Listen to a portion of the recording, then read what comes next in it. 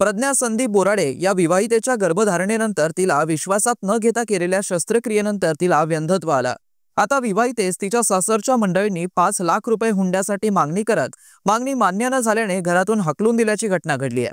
सदर प्रकरणी क्रांतीचौक पोलीस ठाण्यात गुन्हा दाखल करत तपास जवाहरनगर पोलीस ठाण्याकडे वर्ग करण्यात आलाय। सदर विवाहितेस न्याय मिळावा अशी मागणी तिने तिच्या वडिलांनी एडीएन सोबत बोलताना केली आहे। माझं लग्न 23 एप्रिल 2017 मध्ये झालेले मिलिंग कॉलेजमध्ये ग्राउंडवरती। मला 2019 मध्ये गर्भधारणा राहिली होती। माझ्या सासूने मला म्हणजे डॉक्टरांनी मला आराम करायला सांगितलं होता, पण माझ्या सासूने मला घराची साफसफाई करायला सांगितली। दसऱ्याच्या टायमाला मी वरती कोटमाळ्याची सगळे भांडी वगैरे काढले, साफसफाई केली खुर्चीवरती चढून सणा। तर तेवढ्याच्यात माझ्या पोटात दुखायला लागलं। तर ते दवाखान्यात ते प्रेग्नेंट होते, ते गर्भ साईडला झालं। तर डॉक्टरांनी माझं ऑपरेशन केलं, जोशी हॉस्पिटलमध्ये ऑपरेशन केलं। तर तिथे ऑपरेशन केलं ते मला 1 वर्षाच्या नंतर कळालं। ते पण मी जिल्हा मॅडमकडे गेलो होतो तेव्हा मला कळालं की माझी ट्यूब काढलेली म्हणून। पुढे ट्यूब काढलेली आहे आणि हे मला माहिती नव्हतं। याची मला काहीच कल्पना नव्हती। आणि मग नंतर मग त्या नवऱ्याला पण विचारलं तर ते म्हणते मला पण माहिती नाही ट्यूब काढली म्हणून। मग नंतर माझं ते आता घर बांधायला काढलं 1 वर्ष, जून मागच्या वर्षी घर बांधकाम करायला काढलं। तेव्हा मला त्यांनी पैशासाठी घराचे पैसे मागितले 5 लाख रुपये आणि घरून पैसे घेऊन ये म्हणे। आणि मी घरी सगळ्यात मोठी 8 बहिणी आम्ही, आमचे एवढं हे नाही ना की पैसे देऊ शकू एवढे। तर त्यांनी मला काही कारणावरून माझा नवरा बीडला गेलेला होता कामासाठी। तर माझ्या सासू सासऱ्यांनी मला शिव्या देऊन बाहेर काढलं। तरी मी तिथे बाहेरच थांबले होते, पण तरी ते म्हणे इथे थांबायचं नाही, बाहेर जा म्हणे घराला पाणी मारण्यासाठी। सर घराला पाणी मारायला जा म्हणे। त्याच्यावर त्यांनी वाद काढले, शिव्या वगैरे दिल्या सासू सासऱ्यांनी मला आणि घरातून हाकलून दिलं। हा जो इतके दिवस नंतर मग तुम्ही व्यवस्थित तुम्हाला नांदवत होते का ग? नांदत होते, मग आता काय कशाहून बोलायचीच माझी सासू। ठीक आहे, आता काय झालं होतं मग शेवटी? आता मग म्हणजे घराचं बांधकाम सुरू केलं सर। ते घराला पाणी मारण्यासाठी सासू सासरे बोलायला, माझी तब्येत ठीक नव्हती तर आराम करायसाठी माझी छोटी बहीण आणि त्यांनीच म्हटलं तिला घेऊन ये म्हणे। त्याच्यात त्यांनी मग ते मला तब्येत ठीक नाही, मला पाणी मारायला जात, तर माझी तब्येत ठीक नव्हती, मी काही गेले नाही। त्याच्यात माझ्या सासू सासरे शिवगाळ वगैरे करायला लागले, मला बोलायला लागले। मग तेवढं त्यांनी आम्हाला हाकलून दिलं बाहेर, घराच्या बाहेर। मग नंतर काय केलं तुम्ही? मी तरी तिथे बाहेरच थांबले होते, मी काय जात नव्हते, पण ते वही इथून जा म्हणे, हाकलून दिलं त्यांनी। तर मग मी इकडं आले पप्पांकडे, पप्पांना सांगितलं हे। तर तरी आमचे मी ते मध्यस्थी डोंगरदेव मामा 8-15 दिवसांनी घेऊन गेले की म्हणे मी त्यांना समजून सांगतो म्हणे। मम्मी, मी आणि माझी छोटी बहीण आम्ही गेलो।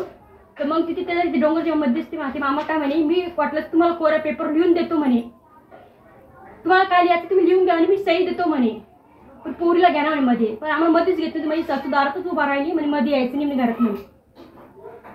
आणि माझ्या नवऱ्याने तिथून जिरेवर मला ढकलून दिलं म्हणजे मला घरात यायचं नाही म्हणे। मी तरी म्हटलं मला दाखवण्याची फाईल वगैरे घ्यायची, माझे कपडे काही घ्यायचे, तर म्हणे काही घरात तू यायचंच नाही म्हणे, आम्ही वकिलाला बोलू म्हणे तेव्हा तू मध्ये घेऊ म्हणे। नाही कुठे तक्रार वगैरे नाही। ऑपरेशन कधी झालं? 2019 मध्ये झालेले। बरं, मग तुम्हाला माहिती केव्हा पडलं?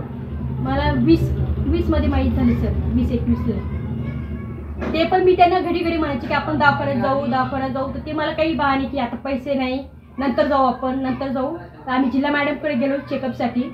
तर तेव्हा मॅडमनी चेकअप केलं, तर तेव्हा मॅडम मला म्हटलं की म्हणे तुझी 1 ट्यूब काढलेली म्हणे, तुझं ऑपरेशन झालेलं आहे। तर मी म्हटलं मॅडम काय ट्यूब?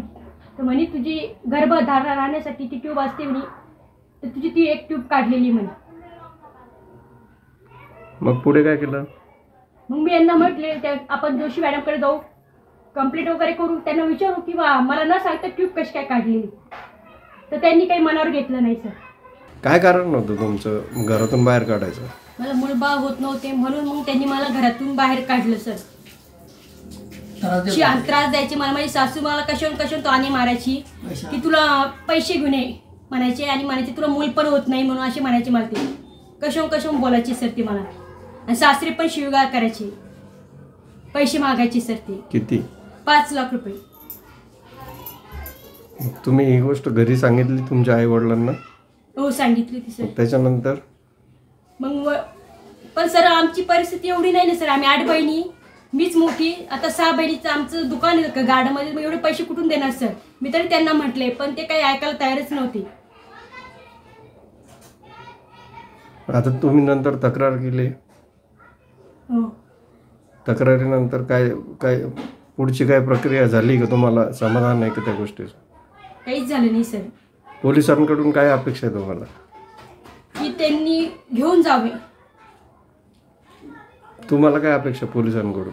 सर तेच मला त्यांनी घेऊन जावं सर फक्त मुलीला. आणि व्यवस्थित सर, नांदाला घेऊन जायचं. व्यवस्थित नांदव. घेऊन जायची अपेक्षा सर बस. कारण की त्यांनी माझं एवढं नुकसान केलंय सर. पूर्ण लाईफ खराब झाली सर तुमची मुली. म्हणजे न सांगता माझी ट्यूब काढलेली सर त्यांनी. मित्रांनो, ही बातमी तुम्हाला कशी वाटली आमच्या कमेंट बॉक्समध्ये प्रतिक्रियेच्या स्वरूपात नोंदवायला विसरू नका. अशाच बातम्या बघण्यासाठी आणि अपडेट राहण्यासाठी आमच्या YouTube चॅनलला सबस्क्राईब मात्र करायला विसरू नका. धन्यवाद.